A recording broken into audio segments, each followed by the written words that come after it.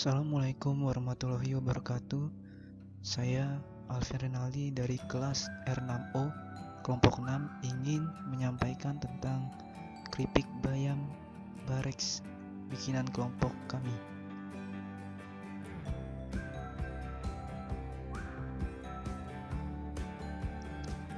Latar belakang. Negara ini memiliki kekayaan alam yang sangat melimpah, baik kekayaan fauna maupun kekayaan floranya.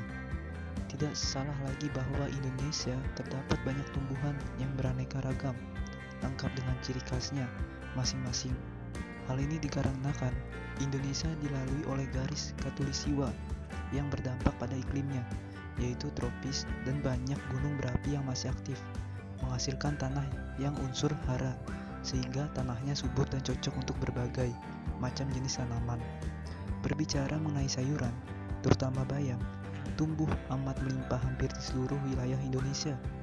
Tanaman ini mudah sekali untuk tumbuhnya karena dipengaruhi oleh kondisi iklim dari negara ini, dan masyarakat biasanya memanfaatkan sebagai bahan makanan seperti diolah menjadi sayur bening, sayur bayam, atau biasa dikenal dengan sayur kunci.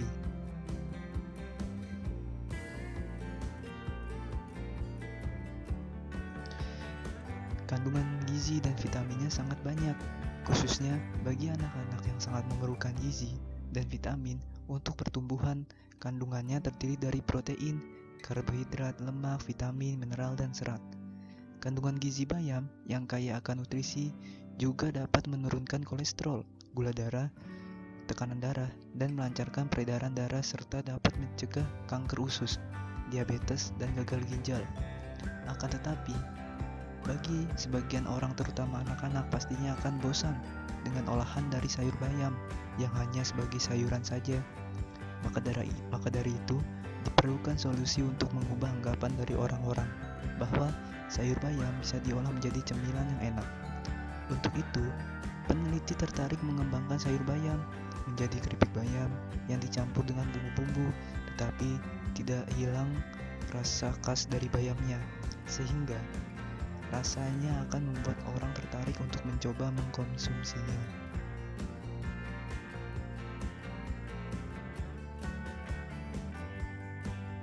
Ini dia rumusan masalahnya. Yang pertama, apa saja jenis produk inovatif yang dapat dihasilkan dari tanaman bayam? Yang kedua, apakah ada peluang usaha yang dihasilkan dari produk bayam? Dan yang terakhir, berapa besar tingkat produksi dan penjualan yang dihasilkan dari pembuatan keripik bayam?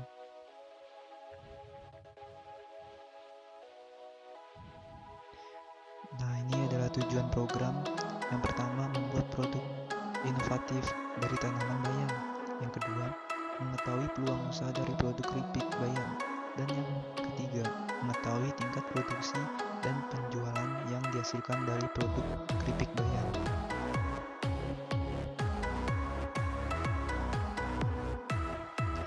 Ini adalah luaran yang diharapkan menciptakan suatu produk yang inovatif, di mana memiliki bentuk yang menarik dan rasa yang enak, sehingga masyarakat akan membuat orang yang sebelumnya tidak senang mengkonsumsi sayuran akan menjadi tertarik untuk mencobanya.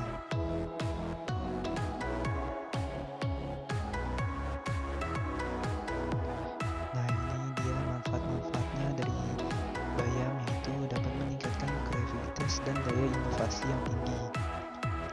Lalu ada membuka wawasan dan keterampilan mahasiswa dalam berwirausaha sehingga mampu bersaing dalam pasar bebas dan memberi kontribusi bagi pemerintah dalam mengatasi masalah pengangguran. Lalu yang terakhir ada mengubah pandangan masyarakat tentang kegunaan dari sayur bayam ini. Biasanya diolah menjadi sayuran saja, ternyata dapat dilakukan inovasi dengan proses menjadi keripik bayam.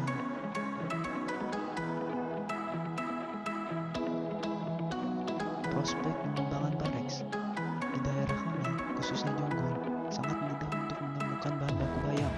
Hampir di setiap pasar ada yang menjual bayam yang fresh dengan kualitas baik dan harga yang terjangkau. Melimpahnya bahan baku di mana-mana membuat kami banyak pilihan yang dimana memudahkan mencari bahan baku yang baik. Salah satu penunjang dari pengembangan usaha yang kami jalankan ini bisa dilihat dari kondisi lingkungannya, karena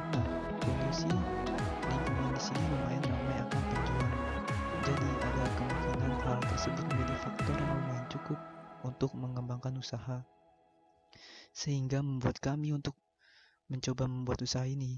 Ditambah lagi, kami mencoba menjual dengan harga tergolong terjangkau untuk semua kalangan, dan meyakinkan untuk membuat usaha ini bersama teman-teman.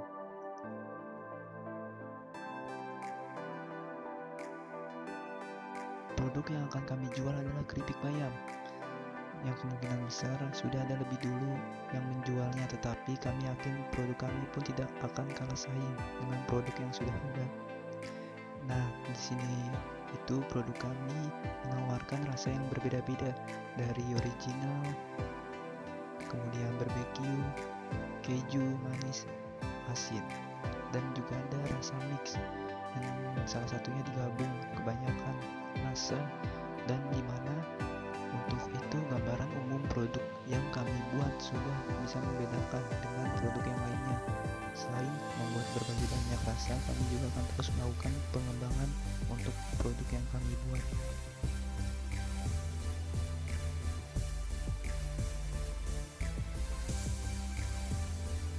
Nah, ini adalah analisis SWOT, yaitu strength, kekuatan, bahan baku yang mudah didapat dan murah, tidak tergantung pada musim, karena keripik bayam lebih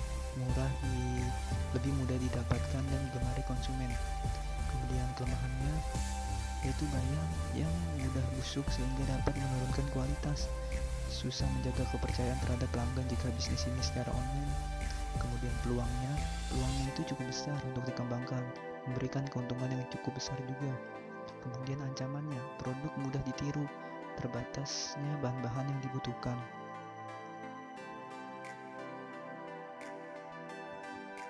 Nah, ini dia harga dari keripik Barex. Harga merupakan ekspresi nilai yang mengenai kegunaan atau kualitas produk itu sendiri. Nah, dimana dalam menentukan harga keripik bayam ini, kami memberikan harga yang tepat kepada konsumen agar ikatan antara produsen dan konsumen berjalan dengan baik, yaitu dengan harga yang cukup relatif terjangkau, seharga 12.000 yang akan kami pasarkan.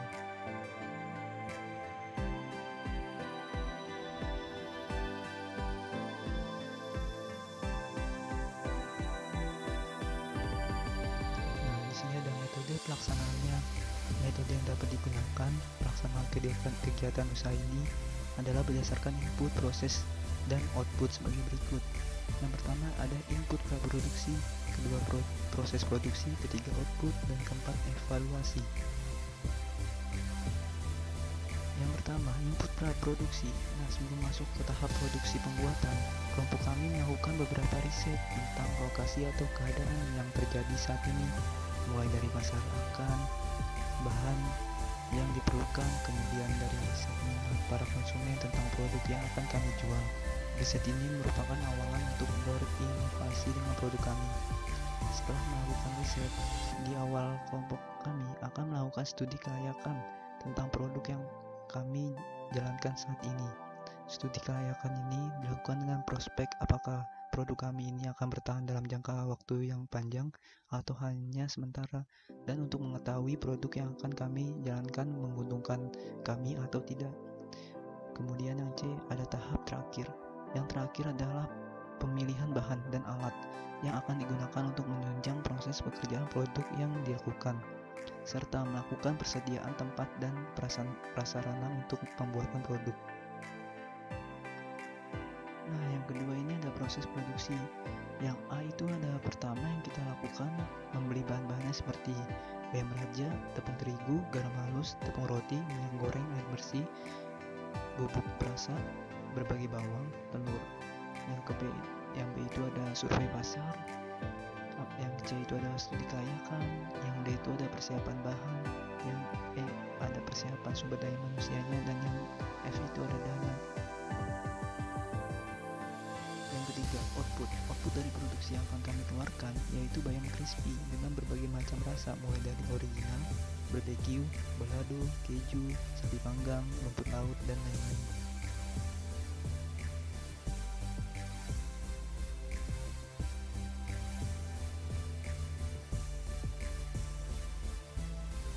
Yang keempat, evaluasi. Nah, pada tahap ini kami akan melakukan evaluasi pada produk kami yang telah selesai.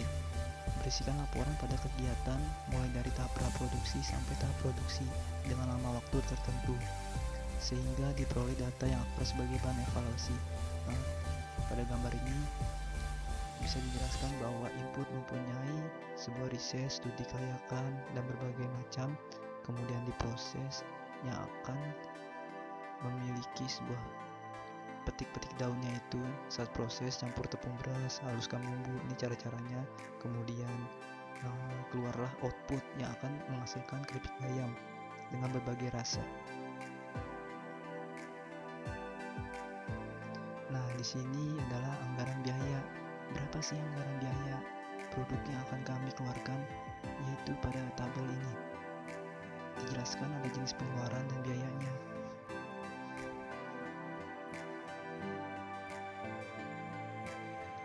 Nah, kemudian ini adalah jadwal kegiatan produk kami, yaitu ada pada tabel di gambar ini. Apa saja sih kegiatan, berapa minggu dalam berapa kali atau berapa minggu dalam satu bulan itu, bisa dilihat dari tabel.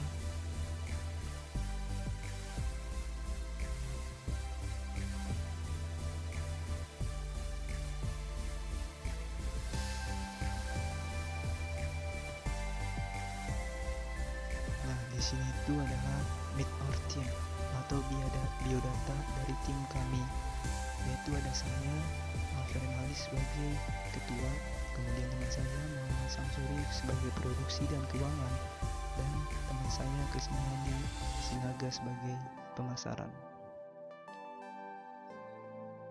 Nah, ini dia bagian-bagian dari ketua, produksi, keuangan, dan pemasaran.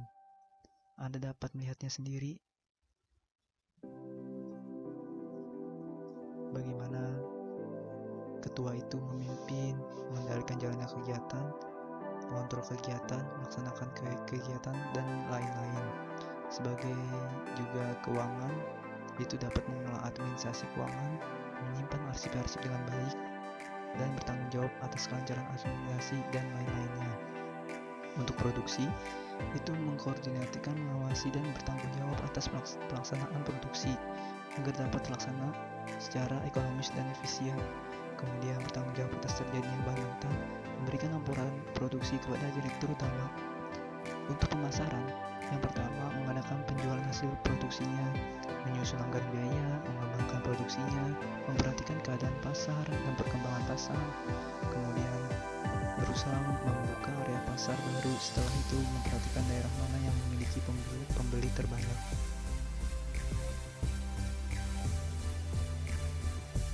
Ya, terima kasih, sekian dari presentasi saya, kurang lebihnya mohon maaf. Assalamualaikum warahmatullahi wabarakatuh.